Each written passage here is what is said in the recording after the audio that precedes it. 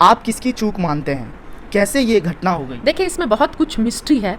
जो बलात्कार के आरोपी होते हैं उनके लिए आवाज उठाई जाती है, उनके लिए तिरंगा यात्रा निकलता है, लेकिन काफी वर्ष लग गए। हाँ, काफी वर्ष जी। ये हमारे सिस्टम की कमी है। सरकार जो है वो बहुत गंभीर नहीं है महिलाओं की सुरक्षा को लेकर। इस जगह पर बैठ गई है सत्ता में जाकर, ऐसी निकम्मी महिला। निकम्मी कह रही हैं? सबको नाम लेने से क्यों बच रही हैं? नहीं, सभी को हर बात पर ट्वीट करती हैं, लेकिन आज तक उनका कोई भी ट्वीट महिलाओं की सुरक्षा पर नहीं आया।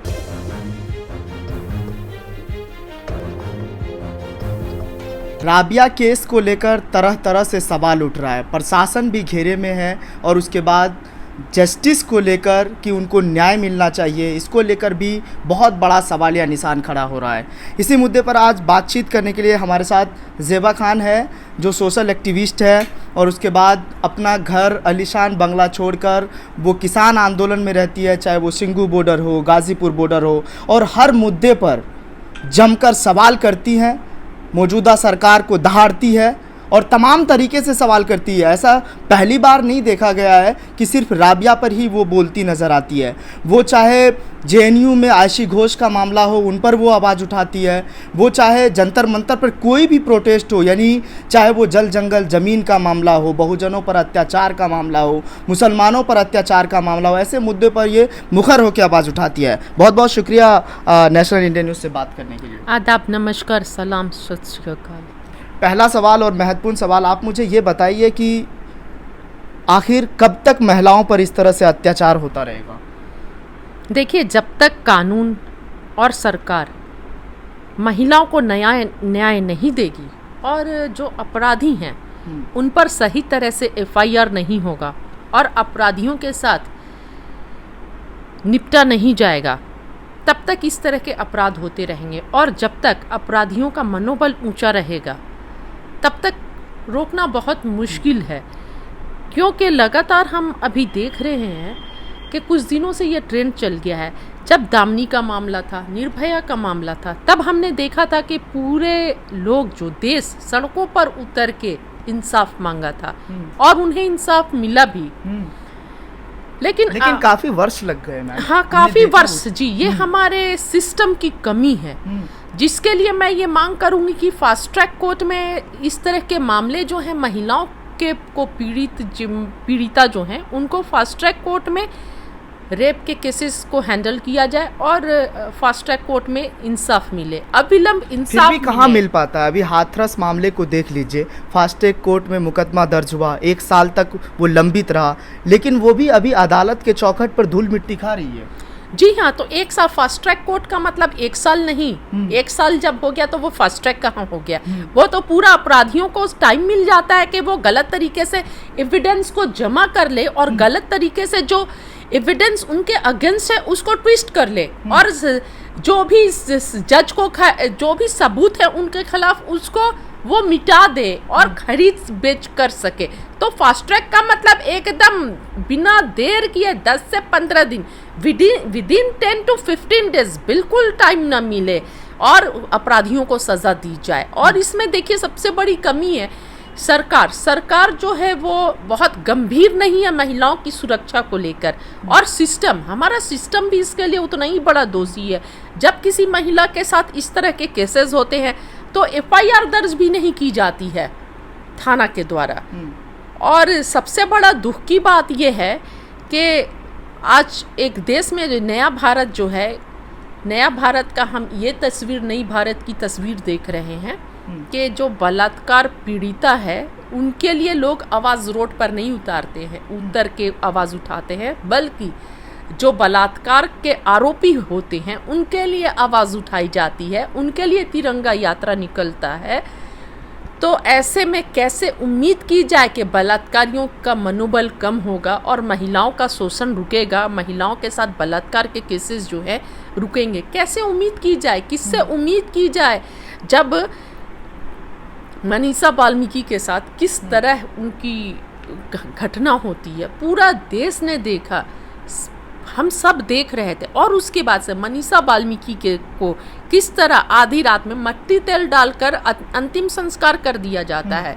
एक तो उस पर इस तरह की घटना होती है, इतने तरह दुष्कर्म किया जाता है, उसके बाद से अंतिम संस्कार मट्टी तेल डालकर कर दिया जाता है। मतलब एक सम्मानजनक अंतिम संस्कार भी नहीं, उसका परिवार भी उसमें शामिल नहीं था। और दूसरी बात कि जिस तरह विपक्ष वहाँ जा रहा था, आखिर योगी सरकार ने क्यों रोका उसके घर जाने से? क्या बात है, क्यों रोका जाएगा? किसी पीड़िता के घर कोई भी जा सकता है, सभी को अधिकार है, रोका क्यों गया? ये भी बहुत बड़ा सवालिया निशान है। और दूसरी बात, मीडिया को, जो लोकतंत्र का चौथा स्तंभ है, मीडिया को हर जगह जाने की परमिशन है, इजाजत है। तो ऐसी क्या बात थी, क्या बात योगी सरकार और भारत सरकार छुपाना चाह रही थी मनीषा वाल्मीकि के केस में, जो मीडिया को वहां पर जाने से रोक दिया गया? क्या ये वो मीडिया नहीं थे जो हड्डी फेंक देने से वो कुछ भी जो सरकार चाहती है दिखाती? यानी ये मीडिया वो मीडिया थी जो सच है, हकीकत है, वो दिखाती, इसलिए उसे जाने से रोका जा रहा था।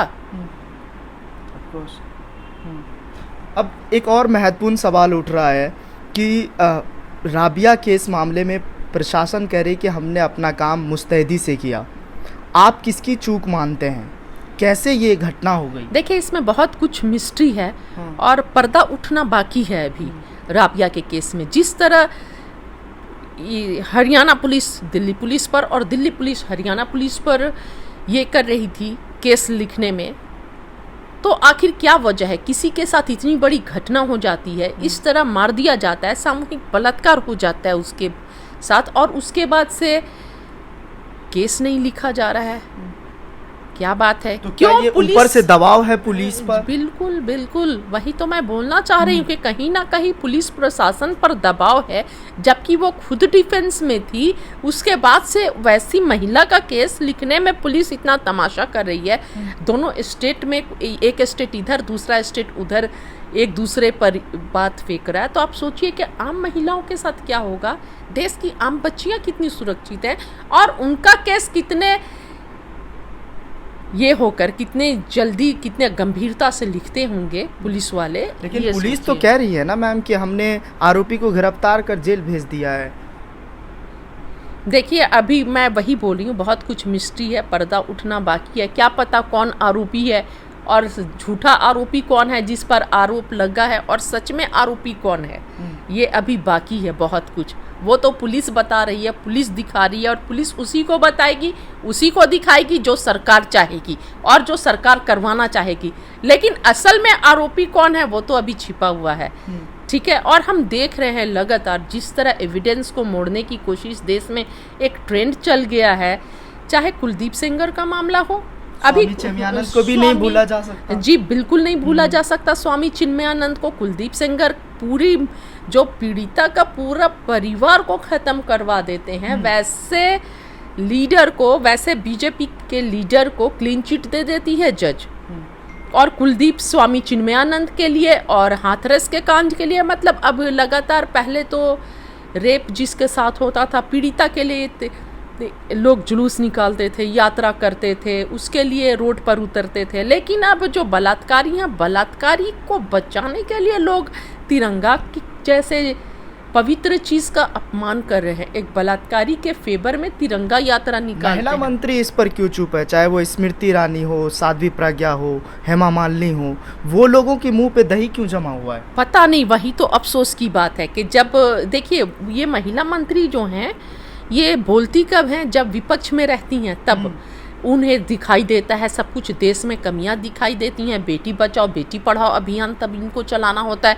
बहुत हुआ ना महिलाओं पर अत्याचार। अब की बार मोदी सरकार, अब की बार बीजेपी की सरकार, ये बेशरम सब कहाँ बैठ गई हैं? सबसे बड़ी आरोपी और दोषी तो ऐसी महिलाएं हैं जो एक कम से कम महिला होने का हक तो अदा कीजिए। एक माता ने आपको जन्म दिया है, उस माँ का और महिला का कर्ज तो अदा कीजिए।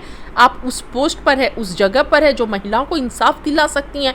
ये तो हमारे देश का दुर्भाग्य है कि ऐसी निकम्मी महिलाएं जो हैं उस जगह पर बैठ गई हैं, सत्ता में जाकर ऐसी निकम्मी महिलाएं। निकम्मी कह रही हैं? सबको नाम लेने से क्यों बच रही हैं? नहीं, सभी को, सभी को, कोई ऐसी महिला नहीं है जो पावर में है और चुपचाप बैठी हैं तो वो निकम्मी ही है। देश का दुर्भाग्य है कि ऐसी निकम्मी बेटियां, ऐसी निकम्मी माताएं, ऐसी निकम्मी महिलाएं सत्ता में बैठ गई हैं जाकर, जो चुपचाप है, और जब वो विपक्ष में होती हैं तो पूरी ड्रामेबाजी चलती है, हाई वोल्टेज ड्रामा चलता है, और आज आंखों पर पट्टी बांध ली है, गूंगी बहरी बन गई हैं ये।